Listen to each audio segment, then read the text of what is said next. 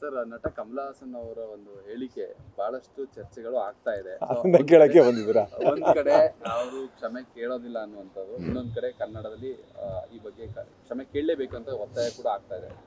Actor ಆಗಿ ಈ ರೀತಿ ಭಾಷೆಯ ಬಗ್ಗೆ ಅವಹೇಳನಕಾರಿಯಾಗಿ ಮಾತಾಡೋದು ಎಷ್ಟು ಮಟ್ಟಿಗೆ ಸರಿ?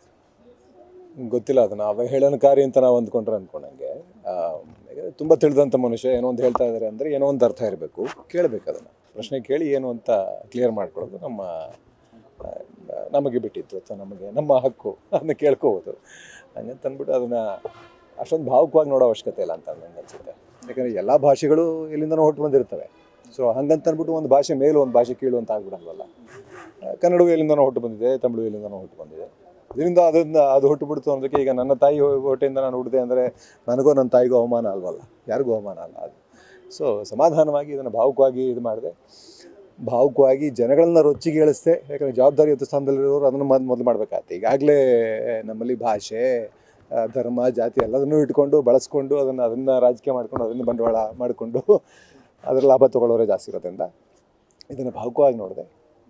ಭಾಷೆಯನ್ನು ಭಾಷೆಯಾಗಿ ಪರಿಗಣಿಸಿ ಒಬ್ಬ ತಿಳಿದ ಮನುಷ್ಯ ಏನು ಹೇಳ್ತಾ ಇದ್ದಾರೆ ಅಂದರೆ ಏನು ಅಂತ ಕೇಳಿ ಅದನ್ನು ಅರ್ಥ ಮಾಡ್ಕೊಳ್ಳೋದು. ಯಾಕಂತೇಳಿ ಸರ್, ಅವರು ಹೇಳಿದ್ದು ಸ್ಪಷ್ಟವಾಗಿದೆ, ತಮಿಳಿನಿಂದ ಕನ್ನಡ ಬಂದಿದೆ, ಅವರು ಸ್ಟೇಟ್ಮೆಂಟ್ ಅದರಿಂದ ಯಾವುದಕ್ಕೆ ಅವಮಾನ ಆದಂಗೆ ಆಯಿತು? ಯಾರಿಗೂ ಅವಮಾನ ಆದಂಗೆ ಆಗಲಿವಲ್ಲ, ಬಂದಿದ್ದರೆ ಸರಿ.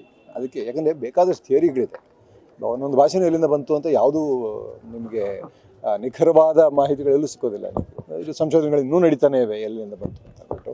ಸೊ ಒಂದು ಭಾಷೆಯಿಂದ ಇನ್ನೊಂದು ಭಾಷೆ ಬಂತು ಅಂದರೆ ಅವಮಾನ ಅಂತ ಯಾಕೆ ಅನ್ಕೋಬೇಕು ನಾವು? ಯಾಕಂದ್ರೆ ಕನ್ನಡಕ್ಕೆ ಇತಿಹಾಸ ದೊಡ್ಡದಿದೆ ತಮಿಳಿಗಿಂತ ಏನು ಅಲ್ಲ, ಅದ್ರಲ್ಲಿ ಏನು ಪೈಪೋಟಿ ಏನಿದೆ? ಯಾರ ಜೊತೆ ಪೈಪೋಟಿ ಹೇಳ್ತಿದ್ವಿ ನಾವು? ಪೈಪೋಟಿ ಇಲ್ಲಿಲ್ಲ. ಭಾಷೆಗಳು ಎಲ್ಲ ಭಾಷೆಗಳು ಇರ್ತವೆ. ಹಂಗಂತ ಅಂದ್ಬಿಟ್ಟು ಒಂದು ಭಾಷೆಗೆ ಪ್ರಾಮುಖ್ಯತೆ ಕಡಿಮೆ ಆಗಿಬಿಡುತ್ತೆ ಅನ್ನೋದಿಲ್ವಲ್ಲ. ಏನೇನೋ ಬಂದಿರ್ಬೋದು, ಅದು ಒಂದು ಥಿಯರಿ ಇರ್ಬೋದು. ಇದ್ರೆ ಈಗ ಅವ್ರ ಥಿಯರಿ ಏನಿದೆ ಅಂತ ತಿಳ್ಕೊಳ್ಳೋಣ ಅಷ್ಟೇ. ಸರ್, ಈಗ ಯಾಕಂತ ಹೇಳಿದ್ರೆ ಅವರ ಚಿತ್ರವನ್ನು ಅವರು ಕ್ಷಮೆ ಕೇಳೋ ತನಕ ನಾವು ಬ್ಯಾನ್ ಮಾಡ್ತೀವಿ, ಕನ್ನಡದಲ್ಲಿ ಬಿಡುಗಡೆ ಆಗೋಕ್ಕೆ ಅವಕಾಶ ಕೊಡೋದಿಲ್ಲ. ಗೊತ್ತಿಲ್ಲ, ಅಧಿಕಾರದಲ್ಲಿರೋರು ಏನು ಹೇಳ್ತಾರೋ ಅದು ನಡೆಯುತ್ತೆ, ಅದು ಮಾಡ್ತಾ ಇರ್ತಾರೆ, ಅದಾಗಲಿ. ಬಟ್ ನನ್ನ ಒಪಿನಿಯನ್ ನಾನು ಹೇಳ್ತಾ ಇದ್ದೀನಿ. ಇದರಲ್ಲಿ ಯಾರು ಅವಮಾನ ಅಂತ ಹೇಳ್ಕೊಳ್ಳೋ ಅವಶ್ಯಕತೆ ಇಲ್ಲ. ಅವರೊಂದು ಥಿಯರಿ ಹೇಳ್ತಾ ಇದ್ದಾರೆ ಅಂದರೆ ಆ ಥಿಯರಿ ಹಿಂದಿನ ತರ್ಕ ಏನು ಅಂತ ತಿಳ್ಕೊಳ್ಳೋ ಅವಶ್ಯಕತೆ ಇದೆ ಅಷ್ಟೇ. ನ್ಯೂಸ್ ಫಸ್ಟ್, ನಿರ್ಭೀತಿಯಿಂದ ನಿಮ್ಮ ಪರವಾಗಿ.